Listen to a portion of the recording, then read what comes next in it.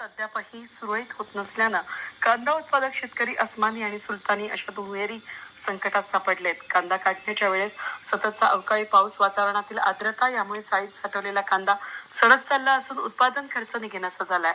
कांद्याचे भाव वाढलेत नाहीत, परंतु गडगडले आहेत. अशा स्थितीत कांदा उत्पादक शेतकऱ्यांना कांदा विकावा लागतोय.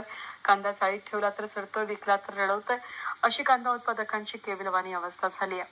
कसमादे परिसरातील कांदा उत्पादक शेतकरी अद्यापही सुरळीत होत नसल्यानं कांदा उत्पादक शेतकरी अस्मानी आणि सुलतानी अशा दुहेरी संकटात सापडलेत. कांदा काढण्याच्या वेळेस सततचा अवकाळी पाऊस, वातावरणातील आर्द्रता यामुळे चाळीत साठवलेला कांदा सडत चालला असून उत्पादन खर्च निघेनासा झालाय. कांद्याचे भाव वाढलेत नाहीत, परंतु गडगडले आहेत. अशा स्थितीत कांदा उत्पादक शेतकऱ्यांना कांदा विकावा लागतोय. कांदा चाळीत ठेवला तर सडतोय, विकला तर रडवतोय, अशी कांदा उत्पादकांची केविलवाणी अवस्था झाली आहे. कसमादे परिसरातील कांदा उत्पादक शेतकरी अद्यापही बदली त्याला 3 महिने पैसे बदली कोण काढले बघा